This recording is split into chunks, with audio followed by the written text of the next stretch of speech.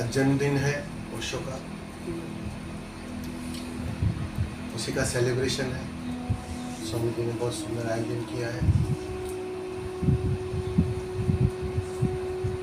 तो कहते हैं ना, मिलने का बहाना चाहिए।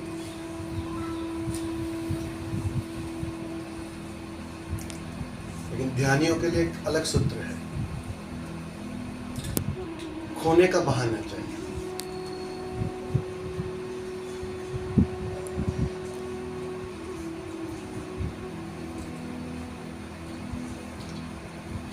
जब ओशो प्रेमी इकट्ठा होते हैं, मिलते हैं, चाहे किसी भी बहाने में, उससे कोई अंतर नहीं पड़ता है।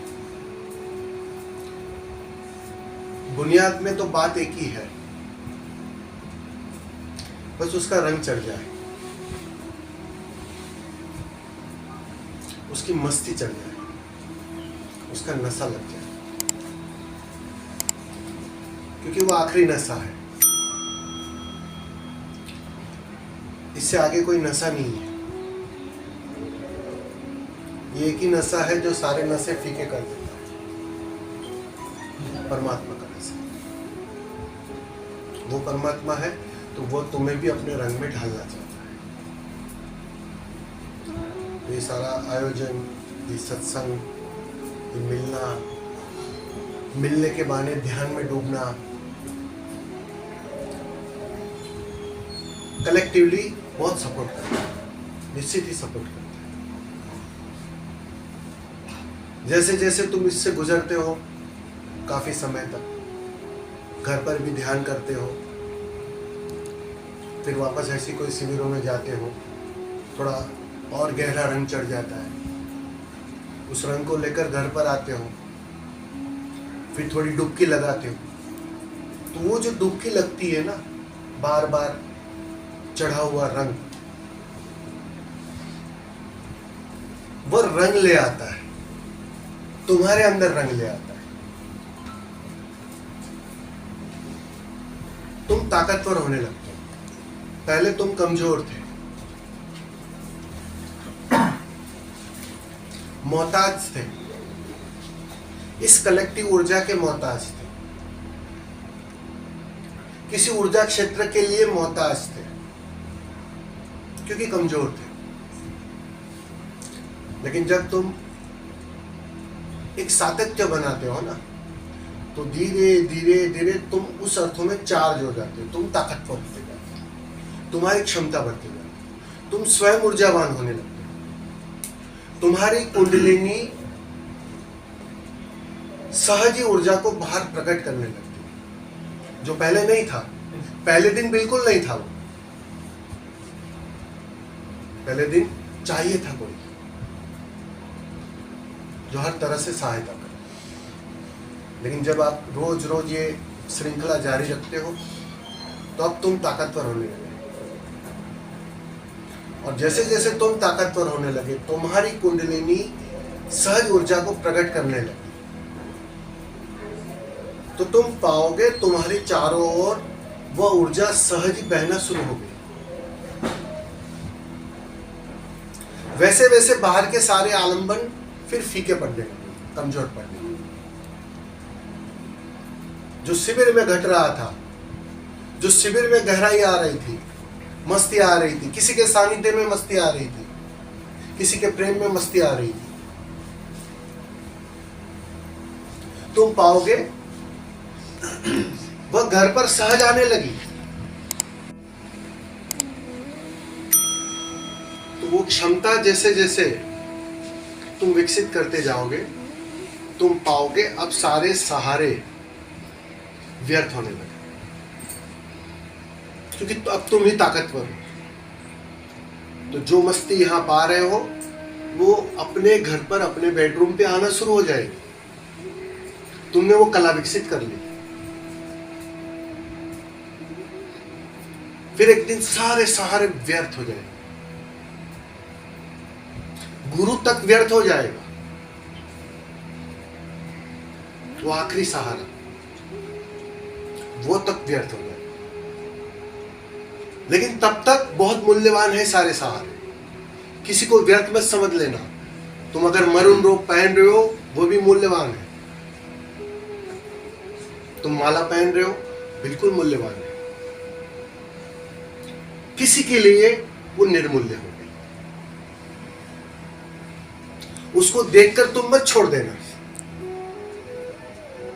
या उसके साथ चर्चा में मत पड़ जाना।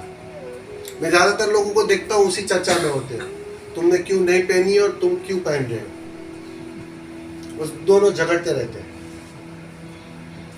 ज्यादातर चर्चा वही देखता हूं। अब एक बीमार है और एक स्वस्थ है। स्वस्थ गोली नहीं ले रहा है, बीमार गोली ले रहा है। झगड़ेंगे क्या? भाई तू क्यों गोली ले रहा है जब मैं गोली नहीं ले रहा हूं? तो बस बिल्कुल ऐसा ही कुछ है। जब तुम्हें अपने साथ आनंद आना शुरू होता है, अपने साथ मस्त रहना आने लगे, बस बात पूरी हो गई। इससे आगे कोई बात नहीं है। वो भूल गए थे, हम अपनी मित्रता भूल गए थे अपने साथ। लगता था किसी और के साथ ही आनंद आ सकता है, किसी सहारे ही आनंद आ सकता है। तो ओशो ने सबसे बड़ी देन दी है।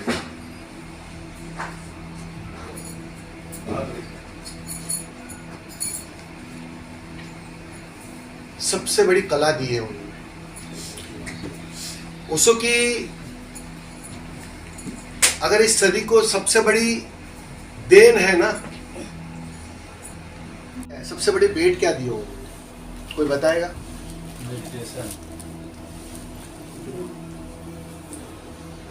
ध्यान।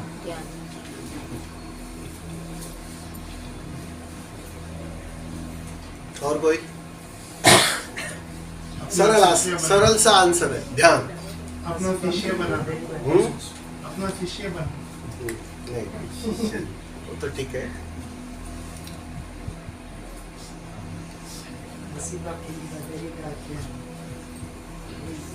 नहीं, ये समझने वाली बात है। बात छोटी सी है, लेकिन थोड़े भी आप समझ लोगे ना, तो मुझे ऐसा लगता है आपका वे ऑफ थिंकिंग बदल जाएगा। स्व की जागृति। ये सारे इशारे हैं। असली अगर ओशो की सबसे बड़ी देन कहूं ना, कला कहूं ना, तुम्हें सारे सहारे दिए, उस सहारे को व्यर्थ करवाया और उस सहारे के पार ले गए। ठीक से गौर करना। ओशो ने कोई चीज छोड़ी नहीं और बिल्कुल ही सारी चीजों के पार भी गए, वो उसको व्यर्थ भी करवाया। ये कोई सद्गुरु ही करवा सकता है। कुछ कम होते तो पकड़वा तो देते, फिर छुड़वाता कौन? मुक्त कौन करवाता? और काम तो तभी पूरा होता है, डॉक्टर का काम कब पूरा होता है? जब वो दवाई से भी मुक्त करवाए। और यहां तक कह दे भैया आप ये मेरे क्लिनिक में आना मत, तुम उतने स्वस्थ हो गए हो, चिंता मत करो, ये क्लिनिक भी भूल जाना। ठीक है, बीमार थे, आए, बार बार आए, स्वागत था, लेकिन अब इसकी भी जरूरत नहीं है। ये चीज ओशो ने दी है। अगर गौर करोगे तो तुम्हें बात साफ हो जाएगी। सब सहारे पकड़वाए और उसी सहारों से छुड़वाया, और तब तक सद्गुरु का काम पूरा नहीं होता। बिल्कुल काम उल्टा लगेगा। एक दिन पकड़ने पर इतना ही जोर देते थे और एक दिन बिल्कुल इसकी व्यर्थता पर इतना ही जोर देंगे।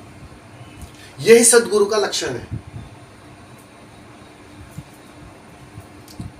अपनी हर बात पे मुकर जाए।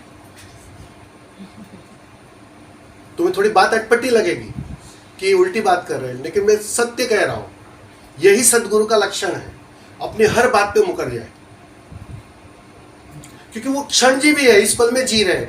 इस पल जो जरूरी है वो उसकी चर्चा करेंगे। जरूरी नहीं अगले पल वही चर्चा हो। बदल गया सब कुछ। 4 दिन बाद यहां आओगे, तुम बहुत कुछ बदल गए। तो देना तो उस व्यक्ति को पड़ रहा है ना जो 4 दिन बाद बदल गया। तो बिल्कुल कभी कभी उनकी बात विपरीत लगेगी तुम्हें। बेचैन मत होना,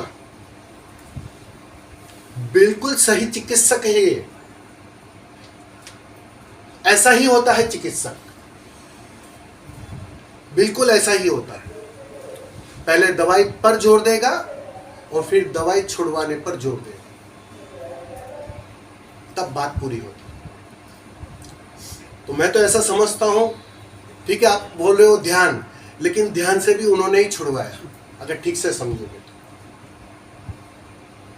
क्योंकि ध्यान तुम्हारी अंतर्दशा है, ध्यान कोई करने की चीज नहीं है।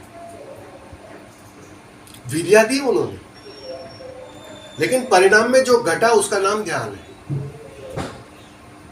और एक दिन परिणाम सतत जारी रहेगा 24 घंटे। उस दिन विद्या गई। ध्यान तुम्हारे स्वस्थ होने की कला है। जब तुम स्वस्थ होते हो, वास्तव में तुम ध्यानी होते हो, या कहो तुम ध्यानी होते हो तब तुम स्वस्थ होते हो।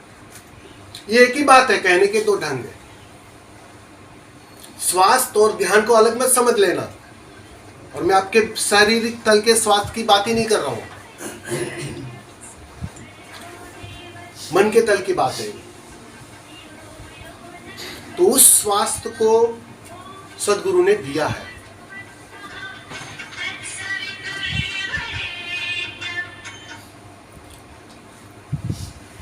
उनकी फिक्र ही इतनी है कि जैसे मैं स्वस्थ हो गया तुम भी स्वस्थ हो गए। इसलिए उन्होंने ये सारी बातें बिल्कुल विपरीत लगेगी, समझ में नहीं आएगी, बेचैनी बढ़ेगी। बिल्कुल घबराना मत।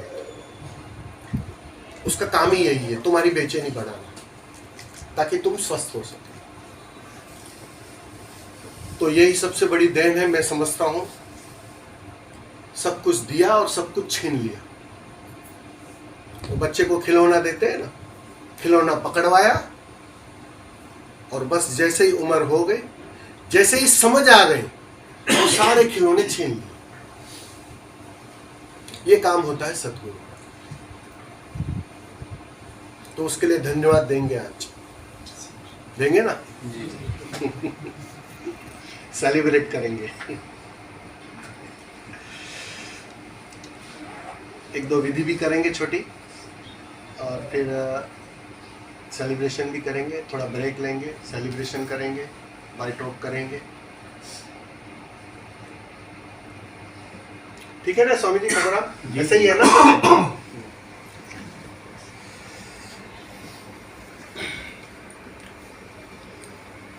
कौन है जो डेली ध्यान करता है? विधि मतलब ध्यान मतलब विधि। मैं जब ध्यान कहूं तो विधि समझना, क्योंकि ध्यान तुम कर नहीं सकते। थोड़े दोनों शब्दों को थोड़ा अलग कर दोगे ना, मैं ऐसा समझता हूं बहुत आसान हो जाएगा समझना, उसको को समझना आसान हो जाएगा। ध्यान करने की चीज नहीं होती, विधि। कोई भी विधि हो, चाहे पैसिव विधि हो चाहे एक्टिव विधि।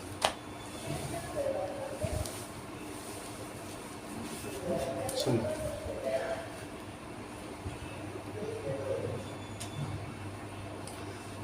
कितने समय से कर रहे हैं?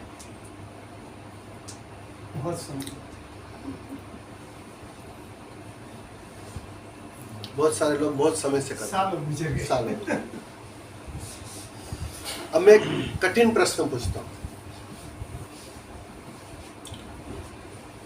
इतना किया कर करके वास्तव में क्या पाया? जरा गौर करना और मुझे उत्तर देना। मैं जानना चाहता हूं, बिल्कुल आपकी अवस्था जानना चाहता हूं। बहुत किया, कोई 5 साल से कर रहा है, कोई 10 साल से कर रहा है, कभी कोई ओशो के समय से कर रहा है। किया तो बहुत, क्या पाया? पाया कुछ नहीं, खो दिया। डेप्थ में जा नहीं सकता, जितना हम चाहते उतना नहीं चाहते।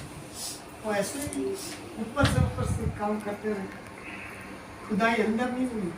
नहीं, लेकिन फिर भी कुछ तो समझ आई ही है। हाँ, वो तरह नहीं है ये ऐसा नहीं हो उतना सकता, लगा। आती ही है, ये उसका परिणाम है, इसलिए वो फिक्र नहीं है। कभी कभी किसको चढ़ने में थोड़ा वक्त लगता है, कोई 2 टेक में ही चढ़ जाता है। अवेयरनेस थोड़ा बहुत। वो अवेयरनेस की व्याख्या क्या है आपकी? मेरा सवाल वो है असली, क्योंकि आपकी अवेयरनेस की व्याख्या और मेरी अवेयरनेस की व्याख्या में जमीन आसमान का अंतर है। वो समझ लोगे तो मेरे बहुत आसान हो जाएगा, समझना आसान हो जाएगा, ओशो को समझना आसान हो जाएगा। ध्यान जो कर रहे हो, आपकी अवस्था को समझना आसान हो जाएगा। क्या है आपकी अवेयरनेस की व्याख्या? आप ही प्रकाशित। नहीं, मैं ऐसे, हम लोग जनरल टॉक कर रहे हैं, जनरल शेयरिंग कर रहे हैं, ऐसा कोई बात नहीं है। मैं तो कहूँगा ही आखिर में, लेकिन मैं चाहता हूँ कि आप भी कुछ अपना अनुभव शेयर करें। ऐसा कहने का तात्पर्य ये है। पहले बस कैसे भी दिन निकल रहे थे, जी रहे थे, टाइम पास हो रहा था, एक रोबोट की जिंदगी जी रहे थे। रोबोट। अब वैसा नहीं है। अब अपनी खुशी के लिए, अपनी अंदर की खुशी के लिए कुछ करने की उम्मीद जागी है। मूल्यवान पर सारी ऊर्जा व्यय कर रहे हैं। पहले निर्मूल्य पर भी ऊर्जा व्यय होती, पता ही नहीं था मैं क्या कर रहा था, बराबर ना?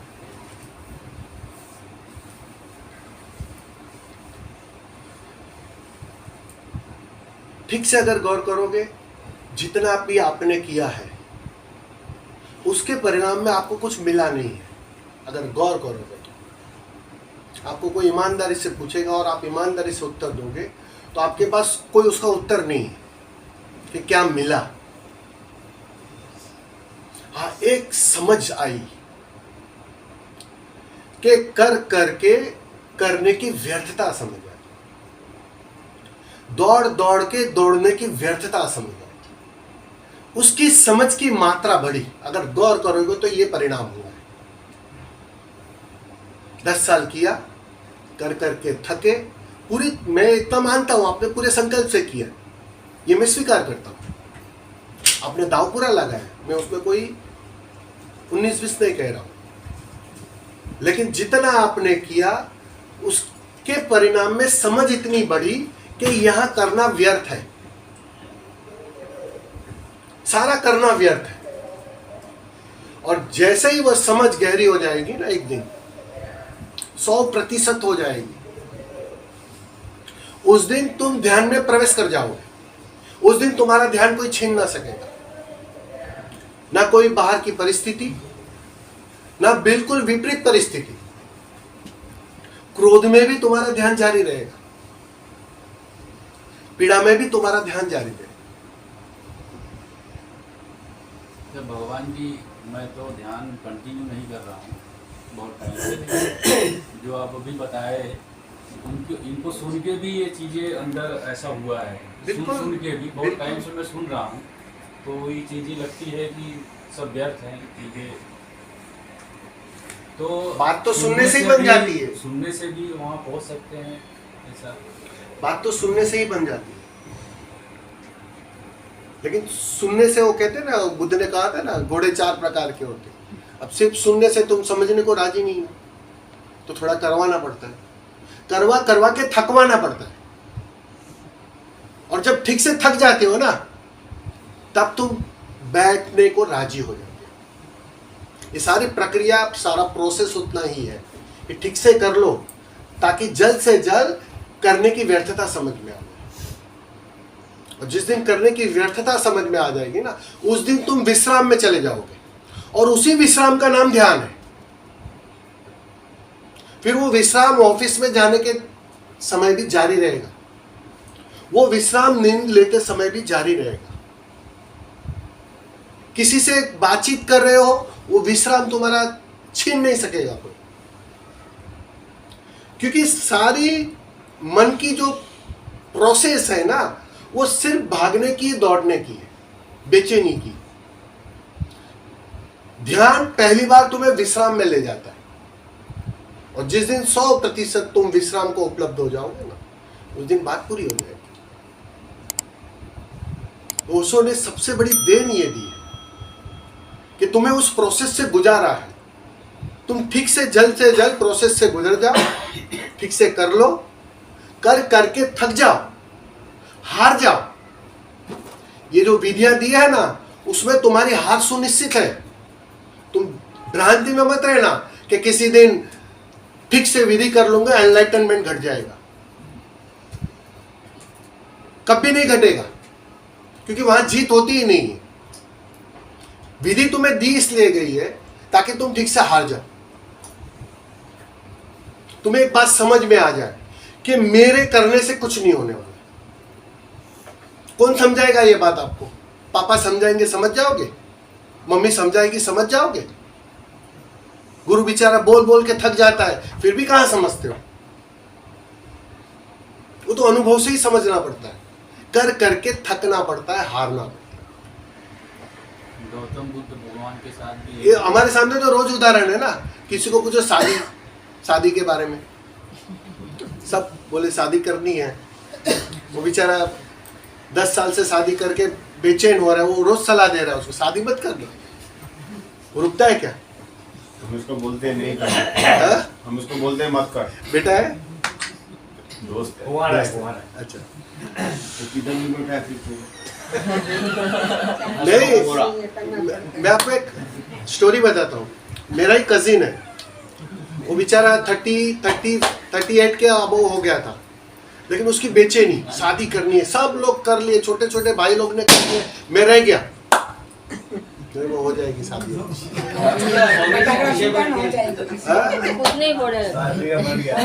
उसकी बेचैनी देखने जैसी थी। हम लोग जब भी कोई फंक्शन में इकट्ठा होते ना, तो सब लोग उसकी मस्ती करें, क्योंकि वो बेचैन था कि सब छोटे छोटे भाइयों की शादी हो गई, बहनों की शादी हो गई, मैं रह गया। तो हर समय उसका वही सवाल रहे, वही बेचैनी रहे। और जैसे ही उसकी ज्यों त्यों करके हो गई शादी, 3 साल के बाद उसको फिर से पूछा, कैसा रहा, शादी करनी है आप? ऐसे हाथ जोड़ने लगा। बोलते आप लोग पहले समझा रहे थे, मैं समझ क्यों नहीं रहा था? हम भी नहीं समझे। ये सबकी बात है, ये सबकी बात है कि पहले क्यों नहीं समझा। बस ऐसा ही कुछ है, अगर ठीक से गौर करो। समझने के लिए विधि से गुजरना पड़ेगा। नहीं, आप समझो मैं जो कहना चाह रहा हूँ। मैं ये उदाहरण इसलिए दे रहा हूँ, अगर ठीक से उस उदाहरण को समझोगे तो तुम्हें एक बात समझ में आएगी। सारे जीवित गुरु, सारे सदगुरु एक ही बात कहते हैं कि कुछ नहीं करना है, विश्राम में चले जाओ, सब हो रहा है। बस वो तुम मानने को राजी नहीं हो, वो तुम स्वीकार करने को राजी नहीं हो। बेचैनी है, ऊर्जा है, मन है तो बेचैनी है, तो करना है कुछ। नहीं स्वामी जी कुछ तो विधि दीजिए यार, ऐसे ही यहाँ खाली बैठ के हम दोबारा आएंगे नहीं इधर, अब तो खाली बैठाते हो। तो बेचैनी है, कुछ करना है, तो सदगुरु को फिर करवाना पड़ता है। उसका प्रोसेस लंबा हो गया, अभी बात को समझो, उसका काम बढ़ गया। अब तुम्हें खेलने के लिए खिलौना भी देना पड़ेगा, कुदवाना पड़ेगा, हंसवाना पड़ेगा, नचवाना पड़ेगा, ठीक से करता बनना और कर करके थकाना पड़ेगा, हराना पड़ेगा, क्योंकि वो जानते परिणाम तो हारना ही है। तुम थकोगे, आज नहीं तो कल थकोगे। कोई जल्दी समझ होगी तो जल्द थक जाएगा, कोई थोड़ी कम समझ होगी तो प्रोसेस लंबा चलेगा। और जिस दिन सच में तुम थक जाओगे, हार जाओगे, करने की व्यर्थता समझ लोगे, उस दिन कर्ता को खड़ा रहने की कोई सुविधा नहीं बचेगी। फिर उस दिन तुम ध्यान में प्रवेश कर जाओगे, ध्यान 24 घंटे की अवस्था हो जाए। ये जो बार बार ओशो कहते हैं ना, ध्यान 24 घंटे में छा जाना चाहिए। ओशो को कभी विधि करते देखा है क्या आपने? कोई विधि नहीं करते, लेकिन वो कहते हैं मैं 24 घंटे ध्यान में हूं। वो बात तुम्हारी समझ में नहीं आएगी, लेकिन वो है पक्की बात है, बिल्कुल 24 घंटे ध्यान में। ध्यान दशा है, उनकी अवस्था है, बस उस अवस्था को हमें उपलब्ध हो फिक्स। सीधी तरह समझते हो तो समझ जाओ, थोड़ा उछल कूद करके समझना चाहते हो थोड़ा उछल कूद करके समझो, लेकिन समझो बात इतनी सी है, खाली उछल कूद करते मत रहना, खाली खिलौनों से खेलते मत रहना। क्योंकि मैं ज्यादातर उसको सन्यासियों को देखता हूं, वो खिलौने छोड़ने को ही राजी नहीं होते। मजा आने लगा खिलौने, सही बात। और तब सच में कहूं ना, गुरु का काम कठिन हो जाता है। उसका काम तुम्हें खिलौना पकड़वाने का जो है वो भारी नहीं है, वो तो आसान है। तुम पकड़ना चाहते हो, उन्होंने पकड़वा दिया। उनका कठिन काम कब होता है? जब तुम्हें खिलौना छुड़वाना पड़ता है। क्योंकि अब तुम खिलौना छोड़ने को इतना जोर से पकड़ लेते हो ना, फिर उसको अति करनी पड़ती है, खींचना पड़ता है। गुरु के लिए तुम कठिनाई खड़ी कर लेते हो, वरना बात आसान थी। ठीक से कर लो, ठीक से जान लो, उसकी व्यर्थता समझ लो, और व्यर्थता समझते ही भीतर से जो करने की जो पकड़ है ना, करने की जो पकड़, वो शिथिल हो जाएगी, वो छूट जाएगी। और ऐसा नहीं है कि तुम नहीं करोगे, लेकिन जो करने का पागलपन है वो गया, करता गया, और करता गया कि बात बन गई, बात आसान हो जाएगी। तो उस अवस्था को उपलब्ध होना। तो खाली ध्यान कर करके उलझ मत जाना, ध्यान के भी कर्ता मत बन जाना, वरना तुम कर्ता बन जाओगे ध्यान का। वो बहुत आसान है, उसमें फंसना बहुत आसान है। तो इस बात का साधक को जरूर से ध्यान रखना चाहिए। मुझे ऐसा लगा आप लोगों से थोड़ी शेयर करूँ ये बात। आई थिंक सो आपको अच्छा लगा होगा।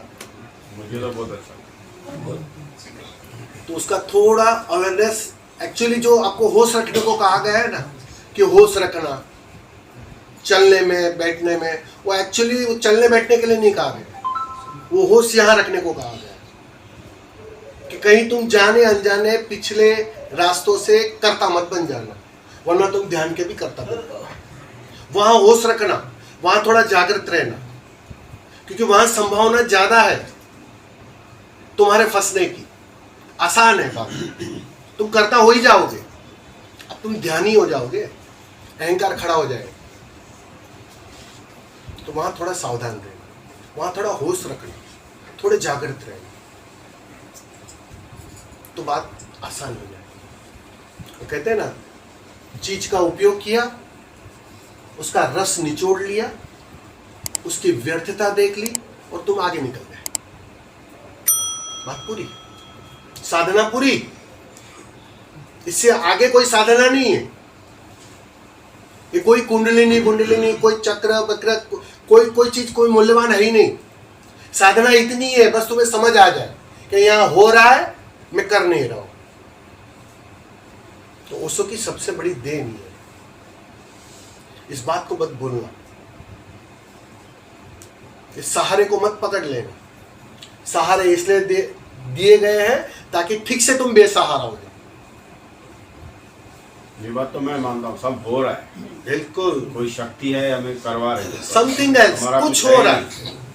सोचो ना जरा, तुम क्या कर सकते हो, जरा एक कुछ दो नहीं। घड़ी सोचो। कुछ भी नहीं, एक श्वास वापस अंदर नहीं ले सकता। कुछ नहीं कर सकते हो आप। इवन सुबह में टॉयलेट जाना तो वो भी नहीं जा नहीं सकते, जा वो आपके हाथ में नहीं है। सोचो जरा, 1 घंटा जल्दी जाना है, जा सकते हो क्या? या 1 घंटा रोक सकते हो क्या? कुछ आपके हाथ में नहीं है, कुछ भी नहीं। कुछ भी नहीं। बस इतनी ही बात समझनी है, अगर ठीक से समझो तो। अध्यात्म की साधना ही इतनी है कि यहां सब हो रहा है, बस तुम्हें ठीक से उसको देख लेना। वो देखने की कला का नाम ध्यान है, और कुछ नहीं। सब हो रहा है। अरे कंडीशनिंग जो होती है ना हमारी, वो टूटती नहीं जल्दी। वो हमें प्रोग्रेस करने नहीं देती, क्योंकि हम कंडीशनिंग कैसे तोड़े वो समझ नहीं सकते।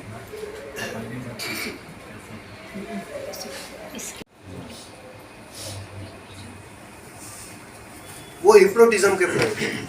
वो तुम्हें हिप्नोटाइज किया जा रहा है, लेकिन हिप्नोटाइज किसी अनजान व्यक्ति के प्रति नहीं होना है, सदगुरु के प्रति होना है। आप सदगुरु के प्रति श्रद्धा है तुम्हारी, तो वहां अगर हिप्नोटाइज होगा तो आपको भरोसा है कि ये व्यक्ति अगर मुझे मूर्छित भी करेगा तो गलत दिशा में नहीं ले जाएगा। एक बात पक्की है, वो तो भरोसा है ना, सबको है। 100%। शांति का अनुभव तो होता है। वो होगा ही ना, होगा ही, क्योंकि शांति का अनुभव इसलिए होता है क्योंकि वो स्वभाव है, वो तुम्हारे पास अभी भी मौजूद है। वो शांति बहन को आपने नीचे बिठा दिया, ऊपर बहुत सारे उपद्रव आ गए, और शांति बहन बहुत नीचे बैठ गई, बस उसको बाहर लाना है और कुछ नहीं। तो ये जो हिप्नोटिज्म के जो प्रयोग है ना, शिथिल प्रयोग, वो बहुत क्रांतिकारी प्रयोग होते हैं, क्योंकि कर करके भी तुम्हें समझने में देर लगती है। मन समझना नहीं चाहता है, मन बचना चाहता है समझ से। इस बात को समझ लेना, मन बचना चाहता है, क्योंकि मन अगर समझ गया तो बात खत्म हो जाएगी, इसलिए मन समझना नहीं चाहता है। तो हिप्नोटिज्म के प्रयोग में क्या होता है कि पहली बात तो तुम्हें शिथिल कर दिया जाता है कि भाई अब तुम्हें कुछ नहीं करना है, तुम बस मूर्छित हो जाओ, जैसे शरीर में कोई प्राण नहीं है। और जैसे ही प्राण नहीं है तुमने छोड़ दिया, मतलब अब तुम्हारा बीच में आना, इंटरफियर करना, खिटर पिटर करना सब गया। अब जो भी सजेशन दिया जाएगा, जो भी कहा जाएगा, वो सीधा तुम्हारे अचेतन में प्रवेश कर जाएगा। अचेतन उसको स्वीकार कर लेगा, और जैसे ही अचेतन स्वीकार कर लेगा ना, जितना सजेशन तुम पाओगे तुम वैसे होने लगोगे।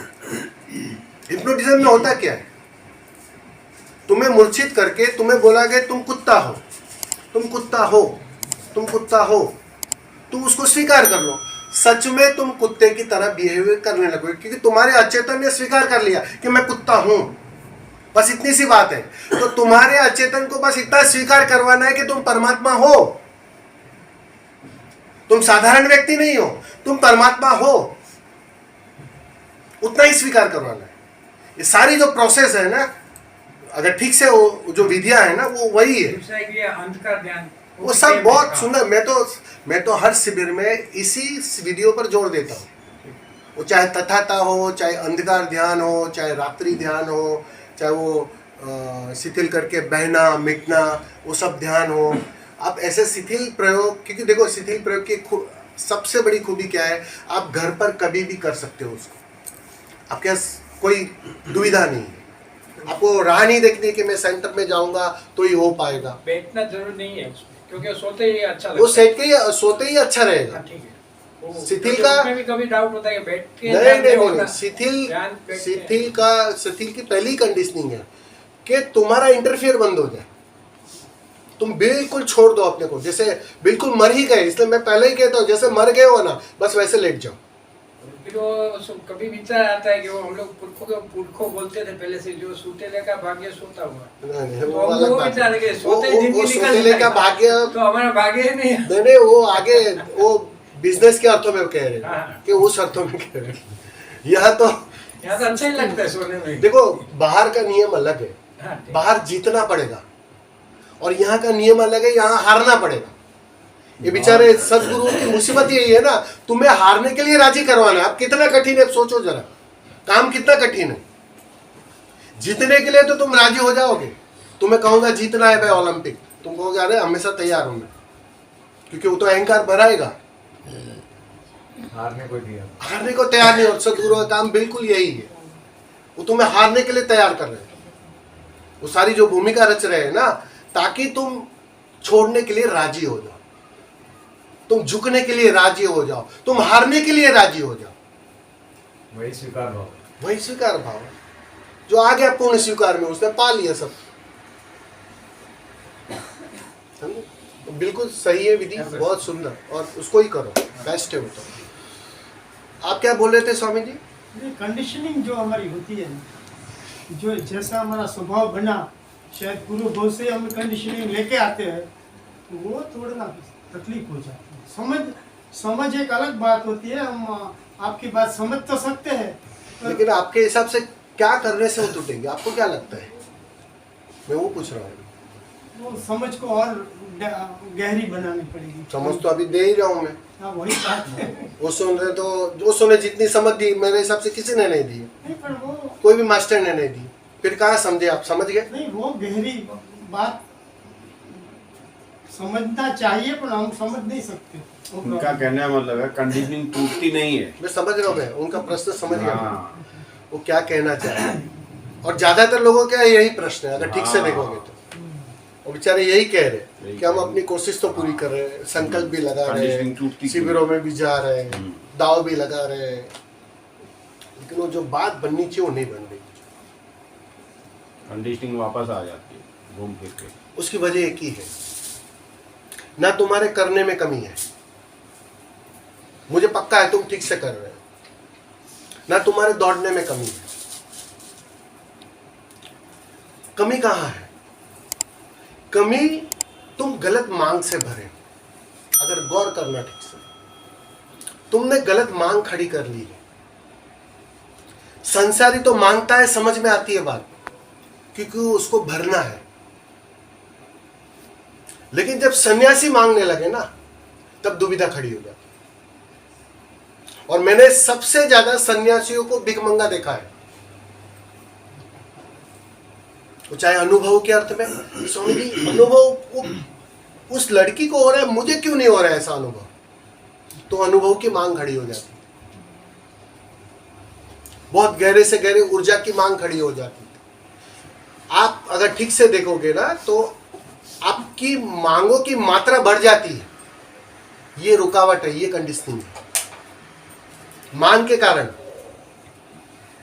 ध्यान तो घटना चाहिए, समाधि तो घट, समाधि की मांग खड़ी हो जाती, बुद्धत्व की मांग खड़ी हो जाती।